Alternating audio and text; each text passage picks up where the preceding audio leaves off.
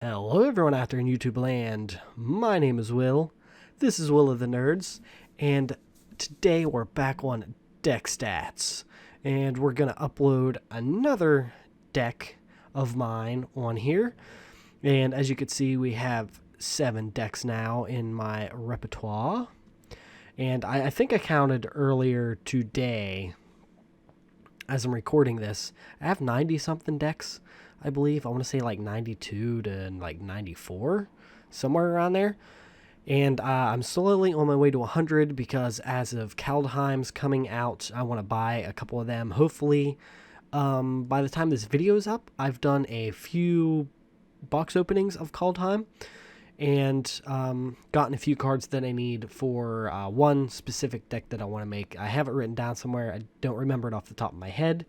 And there's one other deck that I have an idea for one of the other gods or one of the legendary creatures in that set.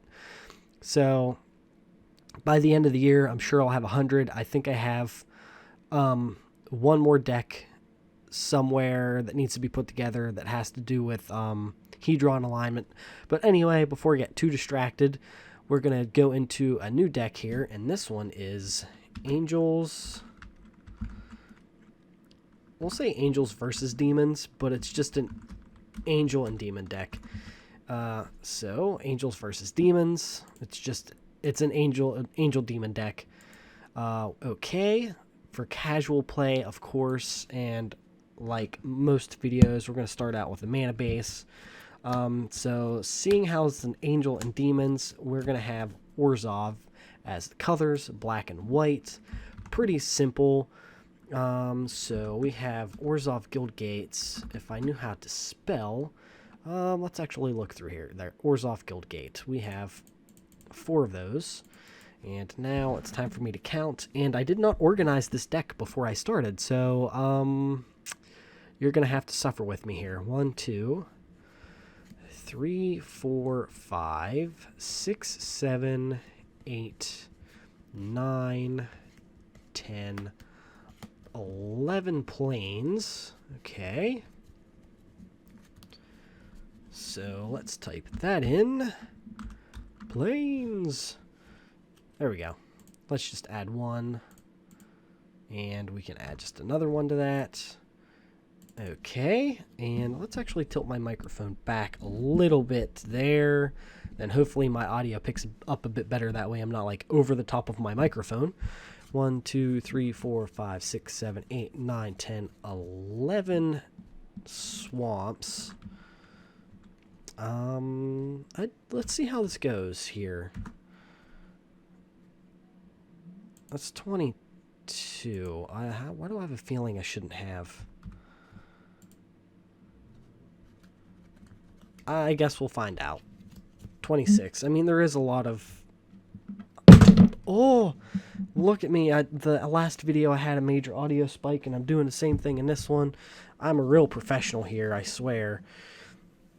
First, my phone, I leave the phone on a computer stand, and it vibrates, and now I gotta pick it up, and I just drop it, and then I'm like knocking all of my freaking crappy tokens all over the place.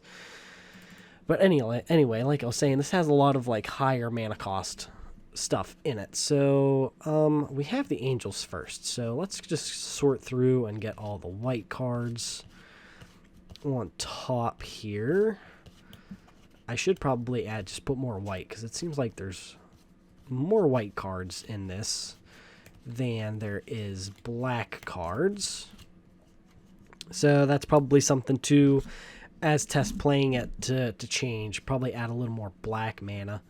Yeah, because yeah, a lot more of this deck is white mana.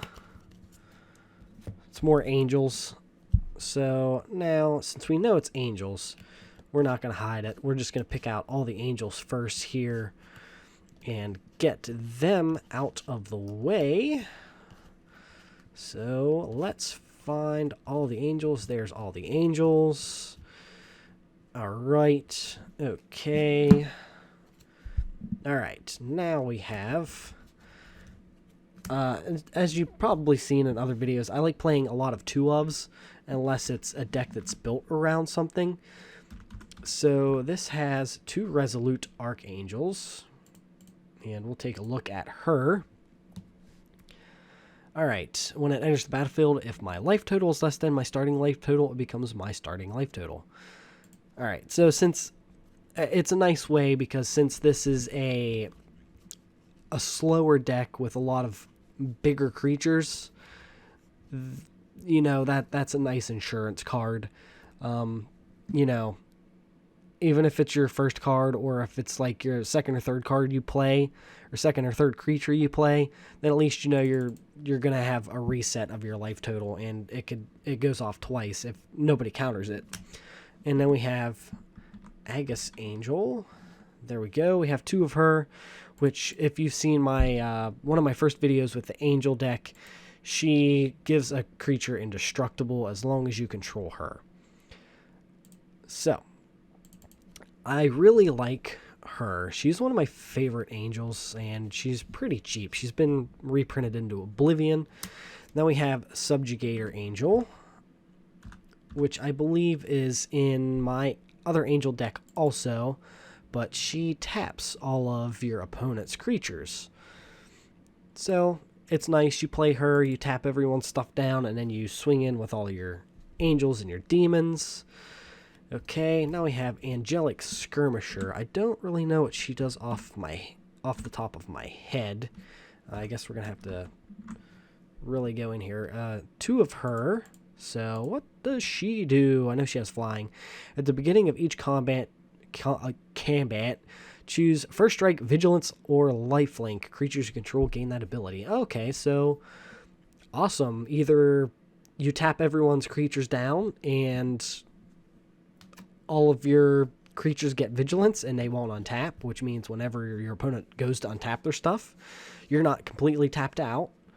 Or if you're low on life, you can play Subjugator Angel and tap down, and then, like, if you have her beforehand, you know, you attack, and all your creatures get lifelink. So, I mean, why not? And she's not legendary, which is nice, so you can have both of her out.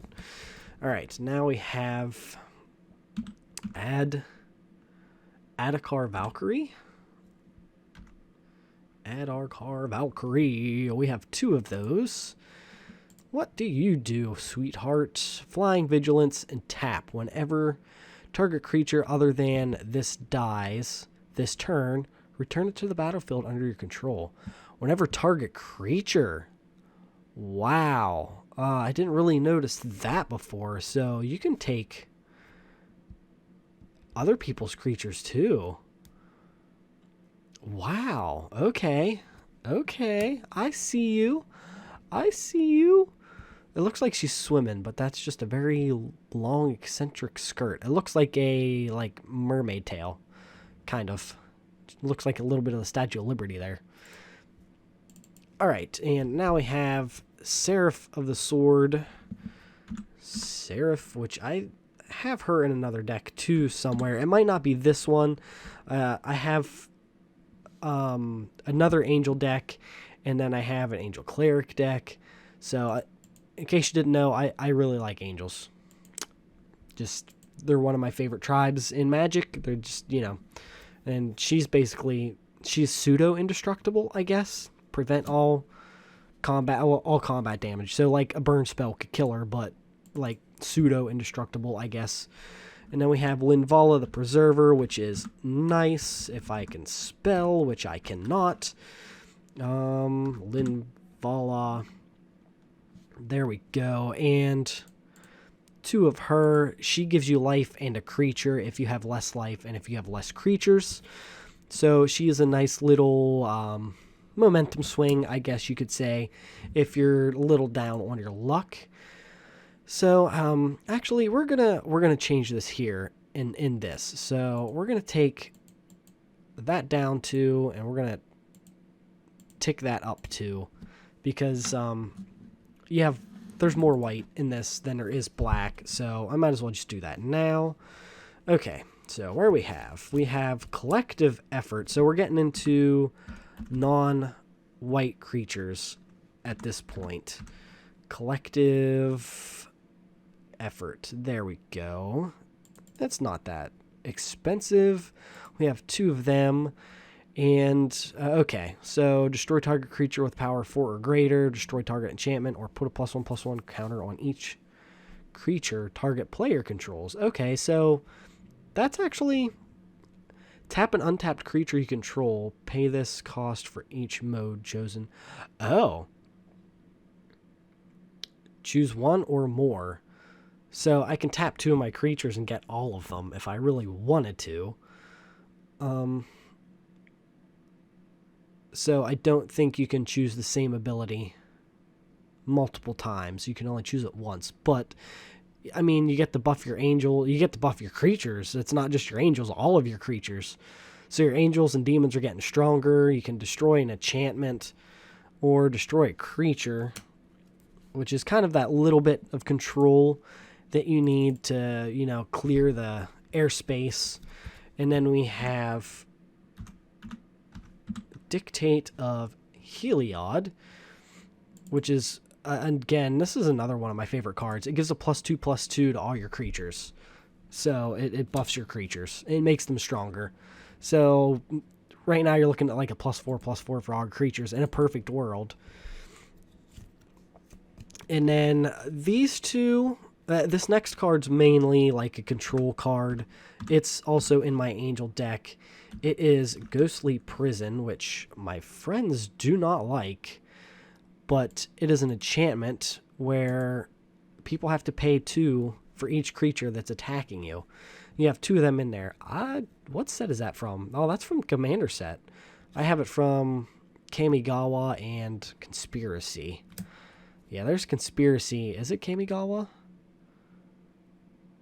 Or is it Plane Chase? I don't know. What's the symbol I have? Nope, it's not that one. It's not that one either. Yeah, it is Kamigawa. Champions of Kamigawa. Okay. Okay. I was right. Just didn't have the full name. And then this one is more a cover your own ass kind of card. Settle the wreckage. I think it exiles all attacking creatures.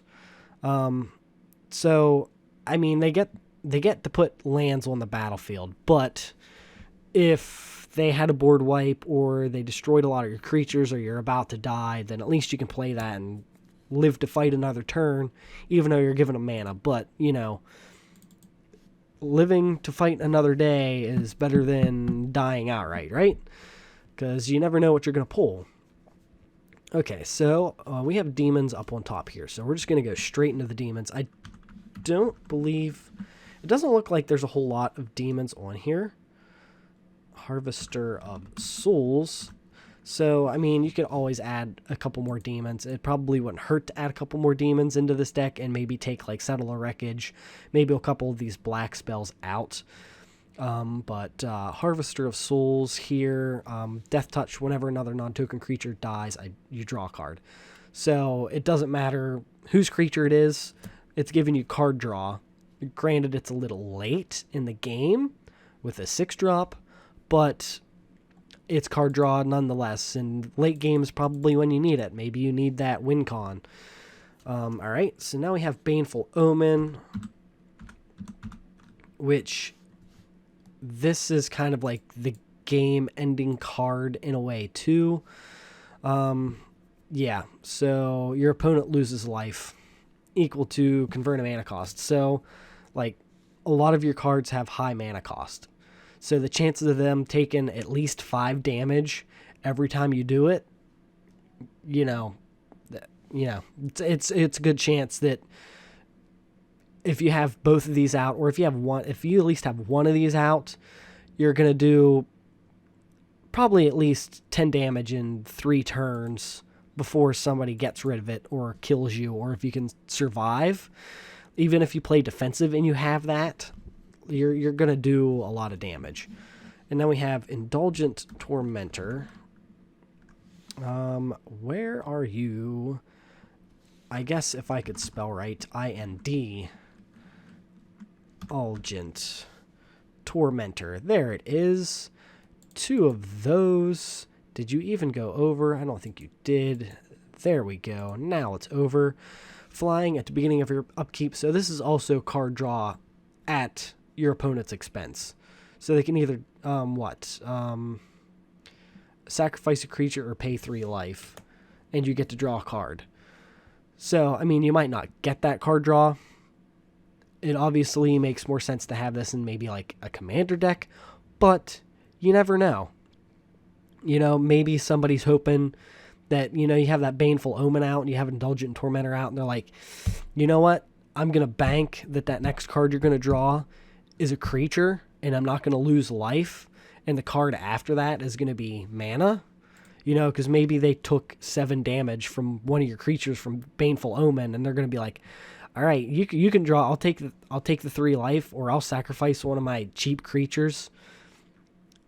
You know, so you can draw a card that way. Hopefully, I'm not, you know, losing more life. And another, again, this is one of my favorite cards. 2 murders. You can always add more murders. Destroy target creature. Simple. Love it. It's amazing. It's one of my favorite cards. Murder, Plummet, and Fog. They're like the staple, common, uncommon, and uncommon cards that I love. Every time I see them in a set, if I see them anywhere, I get them because they're staples for a lot of my decks. So we have Obnixilis. Unshackled. So this card is nice because now your opponents can't search their library or they're going to lose life. And whenever a creature dies, put a +1/+1 counter on it. So, I mean, if people are going to sacrifice stuff with Indulgent Tormentor, you're just going to buff Obnixilis. And it kind of goes in with that Valkyrie too, because what is it? If that creature dies, and if you tap, for me, Aardvark Valkyrie, that's what I'm calling it. Aardvark Valkyrie comes in, Aardvark Valkyrie. So if you tap target creature other than this die, okay. So you tap this, target creature dies, right? If you're right, which chances are you're probably going to choose something that's going to die. And a creature dies, put a +1/+1 counter on Obnixilis. And then you get that creature that died. It's kind of a win-win, right? You're killing a creature, getting control of it, and Obnixilis is getting buffed. And then we have Sanguine Blood, which I believe is the most expensive... Sanguine Bond, most expensive card in the set. I do believe 2 of them, maybe? I don't know. I haven't really been paying attention, but I think so. Whenever you gain life, target opponent loses that much life. And granted, you could probably take Sanguine Bond out and put another demon in, which is what I might do. But it kind of works with that one angel that gives lifelink. And Linvala the Preserver. It's kind of like a last resort win con, I guess. You know, if Baneful Omen gets discarded or destroyed, you know, and you have Sanguine Bond and you're low on life and low on creatures, and you just so happen to have Linvala the Preserver in your hand while you have that out, then, you know, it could swing a game. You're going to do 5 damage while you gain 5 life, and that might win it for you. But that one's probably something that you can change out for another demon, is probably what I would do. Alright, so now since my thing doesn't like to go down, we're going to save. So I don't know. Sometimes my freaking taskbar likes to go down, and sometimes it doesn't like to go down. That's what she said.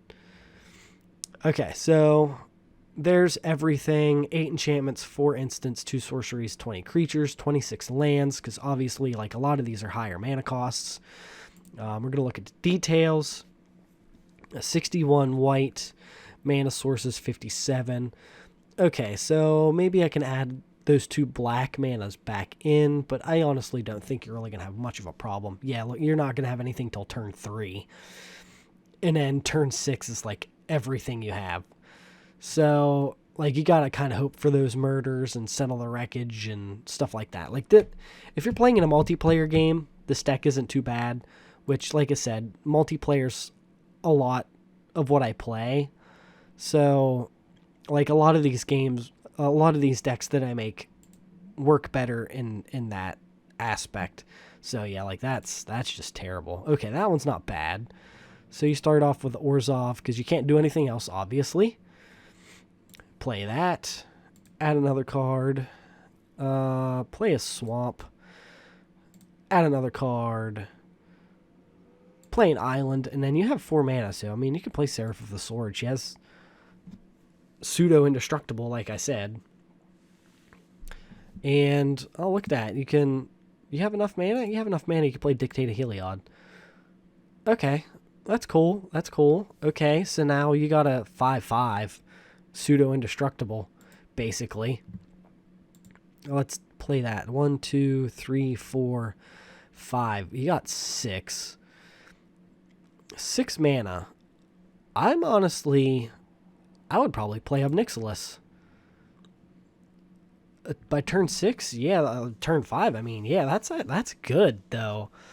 Because now people are probably going to focus on Obnixilis, but you're going to stop your opponents from searching their library. If they want to search their library for anything, if you're going against a green deck, forget about it. Like, I honestly wouldn't have done any damage yet, but if an Obnixilis came down, I would probably attack this turn.